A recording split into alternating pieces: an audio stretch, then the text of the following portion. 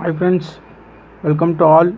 இன்றைக்கி என்ன பார்க்க போகிறோம்னா லெக்ஸ் அண்டு ஹெட்ஸ் ப்ராப்ளம், தலைகள் மற்றும் கால்களுக்கான வினாக்களுக்கு பார்க்க போகிறோம். ஃபஸ்ட்டு ஒரு 3 சம் பார்ப்போம். அடுத்து நம்ம நெக்ஸ்ட்டு கொஞ்சம் கொஞ்சமாக அதிகமாக பார்க்கலாம். சம்முக்குள்ளே போகலாம். கோழிகள் மற்றும் ஆடுகள் அடங்கிய ஒரு கூட்டத்தில் மொத்த தலைகளின் எண்ணிக்கை 400, மொத்த கால்களின் எண்ணிக்கை 820 எனில் எத்தனை கோழிகள் உள்ளது? இப்போ இதுக்கு நம்ம ஒன்றுமே வேண்டாம், ஃபார்முலா எதுவுமே வேணாம், நம்ம புரிஞ்சுக்கிட்டு நம்ம அப்படியே சம் செஞ்சிட வேண்டியதான். இதில் எதுவுமே ஃபார்முலா எதுவுமே தேவையில்லை, நமக்கு சம் புரியணும், நம்ம செய்யணும், அவ்வளோதான். வாங்க சம் சால்வ் பண்ணிடலாம்.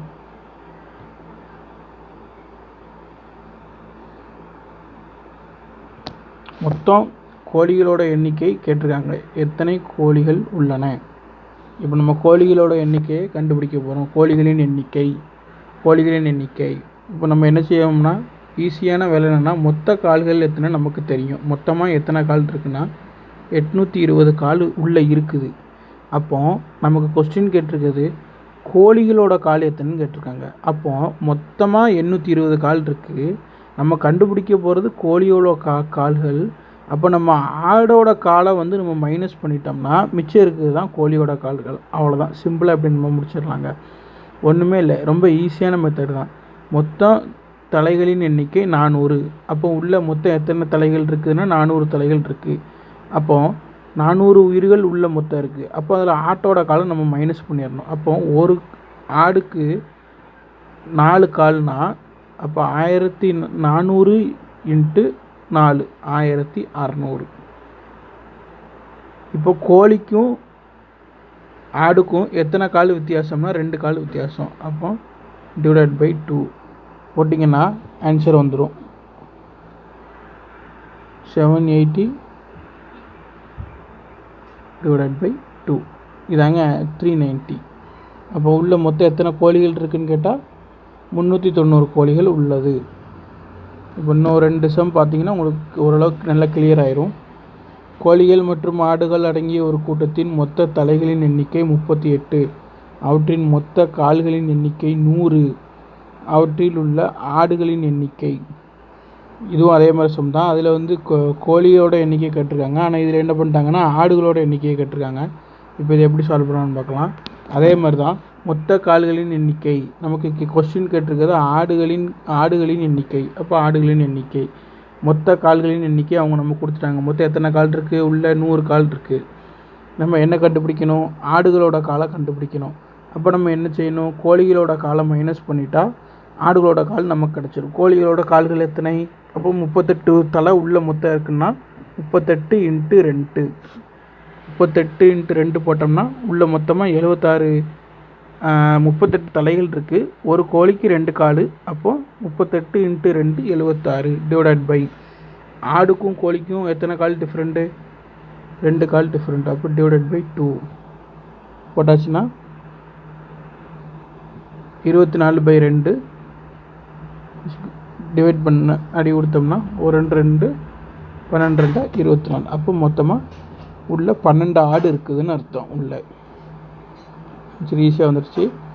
இப்போ அடுத்து இது கொஞ்சம் டிஃப்ரெண்ட்டான சம் பாருங்கள். இது சில பேர் ஃபார்முலா வச்சு படிப்பாங்க, ஆனால் இது ஃபார்முலா வச்சு படிக்காதீங்க. ஃபார்முலா படி படிச்சிங்கன்னா உங்களுக்கு எங்கேயாவது இப்போ இந்த மாதிரி சம் வரப்போ உங்களுக்கு ஃபார்முலா வேலை செய்யாது. ஒரு வாகன காப்பகத்தில் மோட்டார் சைக்கிள் மற்றும் ஆட்டோக்கள் உள்ளது. அவற்றின் மொத்த சக்கரங்களின் எண்ணிக்கை 160 எனில் அந்த வாகன காப்பகத்தில் உள்ள வாகனங்களின் எண்ணிக்கை, மொத்த வாகனங்களின் எண்ணிக்கை 60. அங்கு உள்ள ஆட்டோ ரிக்ஷாக்களின் எண்ணிக்கை என்ன? மொத்தமாக ஒரு கார் செட் இருக்குது. அந்த கார் செட்டில் ஆட்டோவும் நிற்கிது, பைக்கு நிற்கிது, ரெண்டுமே பார்க் பண்ணியிருக்காங்க. மொத்தமாக எத்தனை வாகனங்கள் இருக்குதுன்னு கேட்டால் 60 வாகனங்கள் உள்ள மொத்தமாக பார்க் பண்ணியிருக்கு அந்த செட்டில். அந்த 60 வாகனத்தோட டயர்ஸ் எல்லாமே சேர்த்து 160 டயர்ஸ் மொத்தமாக இருக்குது உள்ள. இப்போ என்ன கொஸ்டின் கேட்டிருக்காங்கன்னா, அதில் ஆட்டோக்களின் எண்ணிக்கை எத்தனைன்னு கேட்டிருக்காங்க.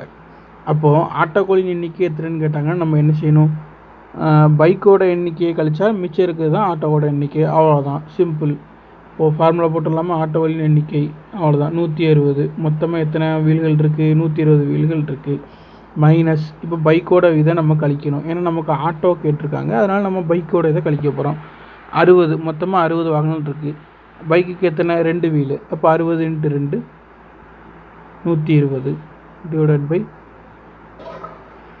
பைக்குக்கும் ஆட்டோவுக்கும் எத்தனை வீல் வித்தியாசம், ஒரு வீல் வித்தியாசம். சைக்கிள் மோட்டாருக்கும் ஆட்டோ ரிக்ஷாக்கும் ஒரு வீல் தான் வித்தியாசம். அப்போ டிவைடட் பை 1. அப்போ 60 - 120 = 40 பை 1 = 40.